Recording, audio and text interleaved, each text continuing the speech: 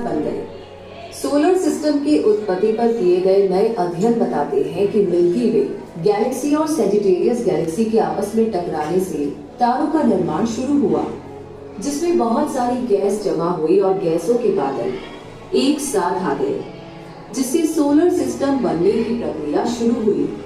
सूर्य और 8 प्लैनेट से बने इस सिस्टम को सोलर सिस्टम नाम सूर्य की वजह से मिला, क्योंकि सूर्य इस सोलर सिस्टम का केंद्र है और सूर्य यानी सन को लैटिन में सॉइल्स कहा जाता है, इसलिए इसका नाम सोलर रखा गया और सन से रिलेटेड सभी चीजों को सोलर कहा जाने लगा।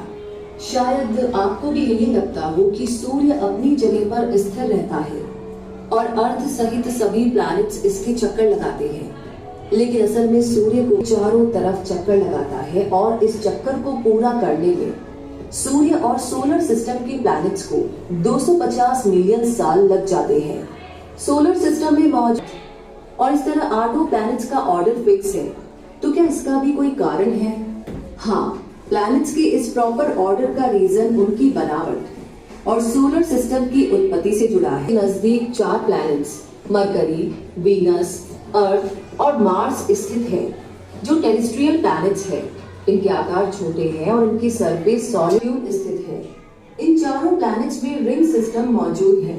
प्लैनेट्स को इनर का लेसन 10 जो हमारा लास्ट लेसन है, इसका नाम है अवर स्काई, है ना। अवर स्काई, अवर यानी क्या होता है? हमारा। स्काई यानी आसमान। हमारा क्या है? आसमान। अब आपको पता है कि हमारे आसमान में क्या क्या चीजें रहती है? सबको पता है क्या क्या रहती है? जब सुबह सनराइज होता है ना, सूरज उगता है, तो हमारा स्काई कैसा दिखाई देता है? आफ्टरनून में जब दोपहर के समय हमारा स्काई कैसा दिखाई देता है और रात के समय हमारा स्काई कैसा दिखाई देता है? तो स्काई कैसे कैसे दिखाई देता है? जब सनराइज होता है, मतलब सूरज उगता है, तो हमारा स्काई कैसा दिखाई देता है? आपको बताया था मेरी क्लास में, कैसा दिखाई देता है बताइए। और आफ्टरनून के समय हमारा स्काई कैसा दिखाई देता है? ब्लू और व्हाइट, क्योंकि हमारा जो सन रहता है वो पूरा क्या रहता है? पीक पे रहता है ना, सबसे ऊपर, सबसे ऊंचाई में रहता है। सूरज डूबता है तो हमारा स्काई कैसा दिखाई देता है? कैसा दिखाई देता है? Very good. और रात में पूरी तरीके से क्या हो जाता है? पूरा क्या हो जाता है? क्योंकि सूरज क्या होता है? डूब चुका होता है और सारी पूरे आसमान में क्या हो जाता है? अंधेरा।